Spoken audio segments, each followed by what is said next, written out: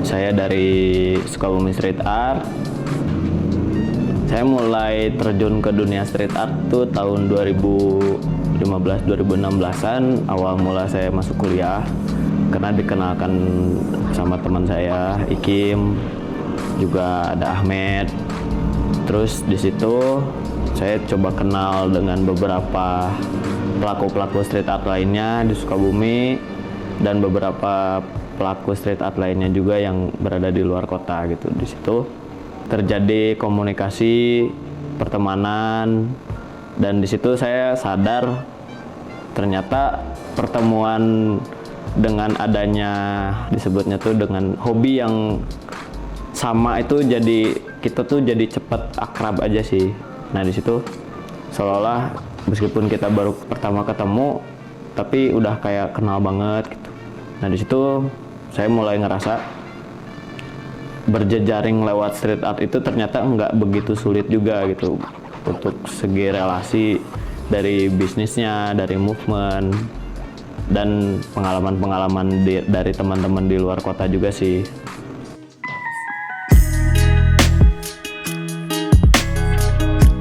Sukabumi Street Art berdiri tahun 2005 dan foundernya itu ada Kang Emet atau Kang Daniel. Beliau salah satu penggagas yang meramaikan skena street art di Sukabumi gitu dengan angkatan-angkatannya yaitu Akatsuki Writers Team. Nah di situ banyak lahir generasi-generasi baru yang meneruskan budaya-budaya street art ini gitu ya, khususnya di Sukabumi.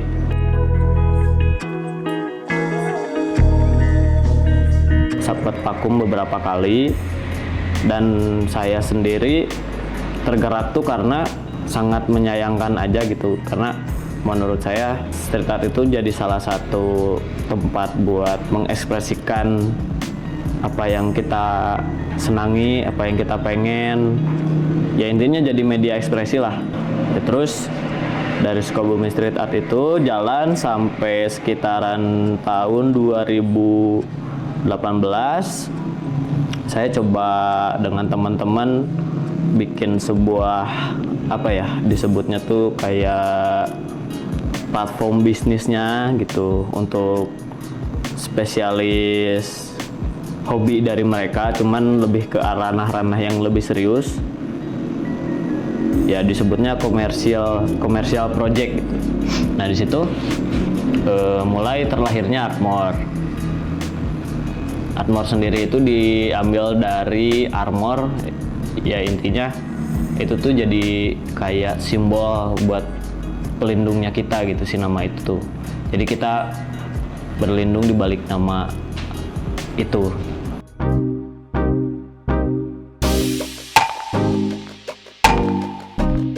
Saya mulai dengan beberapa teman saya di Sukabumi Street Art. Nah di situ fungsinya Artmore-nya sendiri yang buat menaungi si komunitasnya itu sendiri gitu, biar di komunitas itu nggak terlalu banyak ataupun nggak mengedepankan bisnisnya, karena balik lagi komunitas itu cuman wadahnya buat senang-senang, jadi makanya saya nggak mau ada campur tangan bisnis gimana-gimana gitu, kecuali balik lagi siklusnya buat ke anak-anak, semisal kita bikin kaos ataupun apa ya feedbacknya itu kita bikin buat acara lagi gitu. Nah fungsinya si Artmore ini kita yang bisnis di sini itu tuh ngasih feedback juga ke teman-teman komunitas.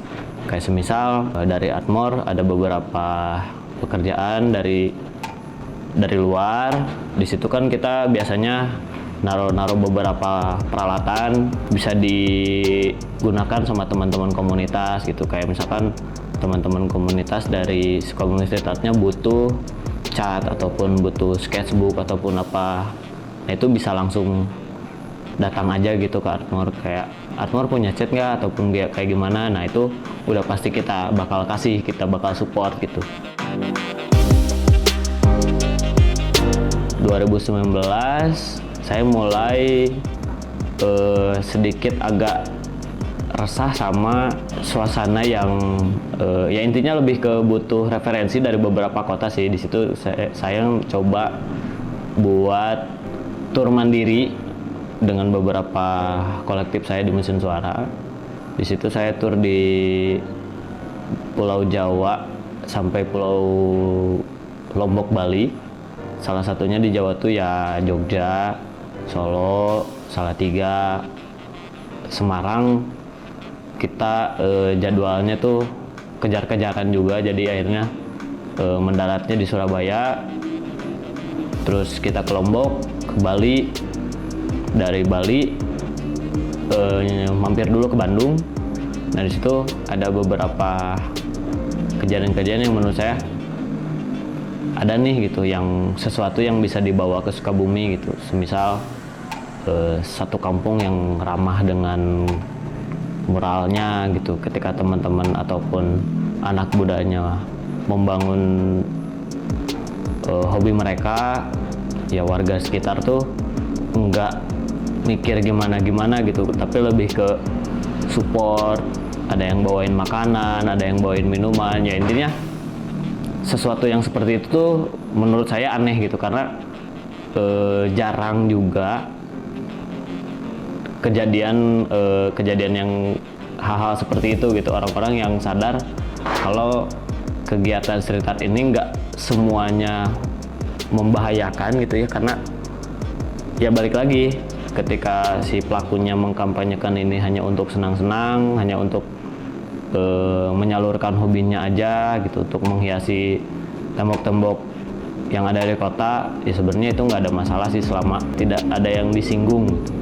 Itu menurut saya nggak harus dipersulit gitu untuk teman-teman yang sekiranya punya hobi seperti itu.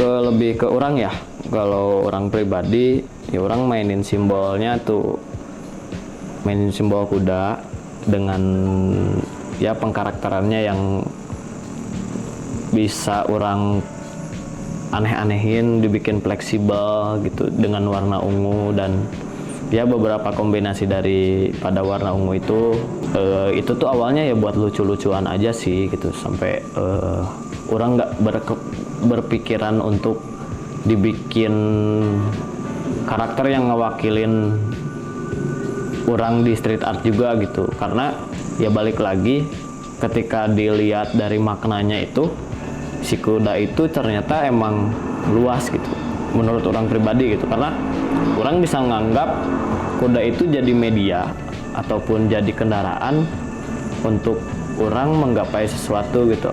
Untuk mencapai ke titik ini pun ya orang sebenarnya karena ada tumpangan dari si kuda ini, si kuda yang orang bikin ini gitu.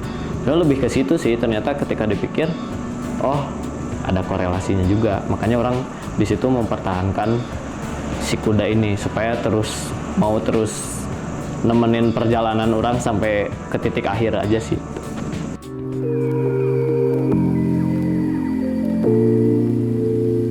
Sebenarnya kita kalau misalkan ngobrolin perihal gambar, kalau menurut orang dari secara dasarnya pun menggambar tuh bentuk refleksi, karena sesekali manusia tuh butuh menuangkan imajinasinya gitu. Maksudnya dari kita mulai masuk ke PAUD juga, yaitu udah ada basic, kita diminta buat bikin karya gitu, untuk menggambar gitu. Bahkan istilahnya anak kecil kan biasanya lebih jujur ya.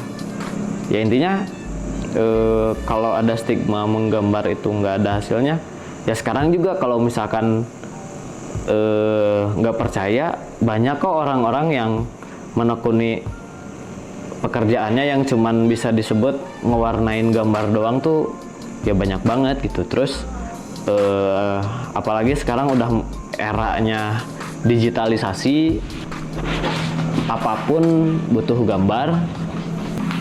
Kita mau berjualan nasi pun ya kalau nggak ada gambarnya ya nggak akan menarik. Intinya lebih ke situ sih. Hal-hal yang bersinggungan dengan kita ya nggak mungkin kalau nggak ada gambarnya gitu. Ketika itu bentuknya barang pun ya otomatis pasti dari gambar dulu. Basicnya emang udah dari situ. Itu salah satu alat rekam kita sebelum ada foto gitu. Harapan orang sih ya dibantu disosialisasikan aja sih sebenarnya. Kalau dari orang pribadi, orang nggak akan minta sebuah monumen ataupun sebuah proyeksi pembangunan ataupun apa gitu. Yang jelas ya intinya kalau permintaan dari saya minta agar masyarakat bisa paham tentang budaya street art ini, karena salah satu budaya yang bisa disebut bikin kota kita jadi kota yang bervariatif gitu.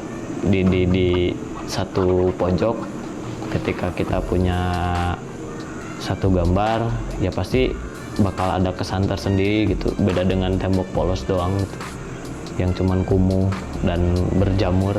Itu aja sih ya, intinya lebih diminta buat membantu teman-teman komunitas ini cukup mensosialisasikan ke masyarakat. Kita nggak akan minta aneh-aneh juga sih, karena hobi ini harus terakomodir gitu agar SDM di Sukabumi itu bisa terwadahi gitu. Itu sih intinya, publiknya kita bikin ramah dulu aja gitu, nggak harus kita bikin monumennya ataupun kayak gimana gitu.